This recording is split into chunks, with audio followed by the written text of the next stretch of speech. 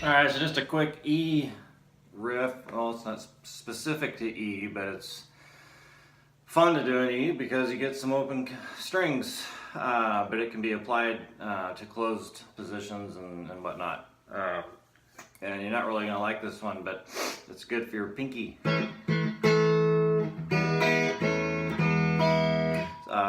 So basically the riff is something like this.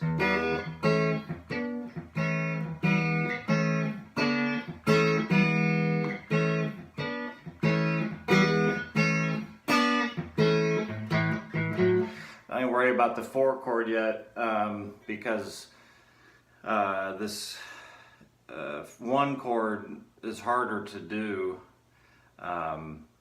because on a 4 chord you're using closed positions and you're not having to use your pinky. And so it's kind of a thing to work out the 1 chord on, and when you're ready we'll apply the riff to the 4 and 5 chord. And this is kind of motivic, if you will, kind of not, but there's not a lot of motifs played in blues music, mainly because it's a call and response type of system, if you will. Sometimes what a lot of people think of as motivic playing is something like, say you're doing this on a 1 chord. That kind of minor third, hammer on major, 5, 6, 1. And then they just move that up to the 4 chord. And then to the 5 chord, to the 4 chord.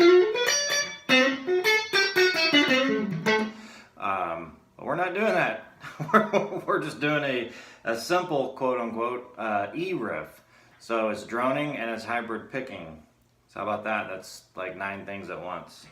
But the first is hitting the E note. You already got yourself in an E chord position here. And you leave the third, your index, off and hammer on when you pluck with the top 3. So it's downstroke.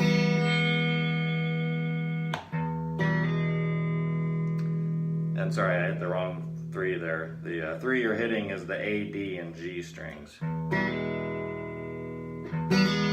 But I kind of hit them all, and so it kind of varies for me. But for now,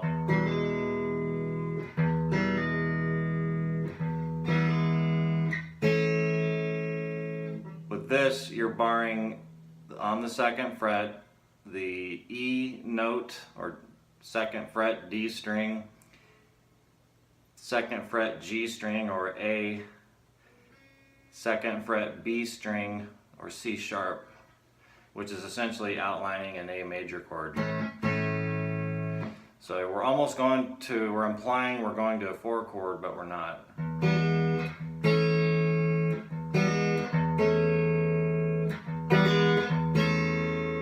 then the last part of the riff is doing this droning portion as well too, which that note is B, 4th fret G string, and that note is D, 3rd fret, excuse me, B string, and D is the flat 7 of E. Imagine that. So this one is, and I pick sometimes with these 2 or sometimes with these 2. I don't even know. And if I told you, I'd do it the opposite way. So we have 1 chord, and this is all a 1 chord.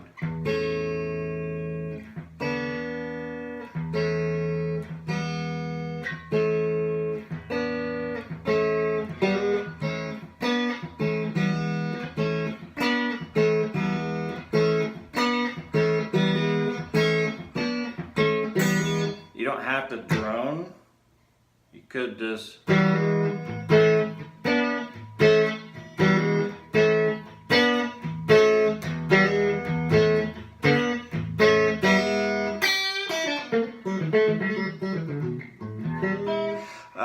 so work on that. It's a tough one because of this pinky deal. If you wanted to do it a different way, you can. by using your index to do that bar of those 3 strings. But you kind of, as you can see, you're kind of jumping out of position, and you want to be able to, you know, do some hillbilly stuff at some point. So give it an effort on a acoustic guitar. It'd really be a booger. But something Dale showed me, and I've done it this way ever since. So the riff.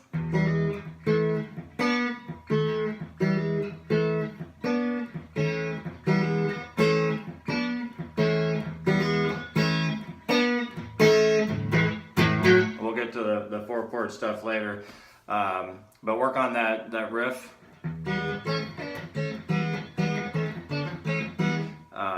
And it's quite useful. And this first part of that, I get a lot of travel time out of. It's very easy to take just that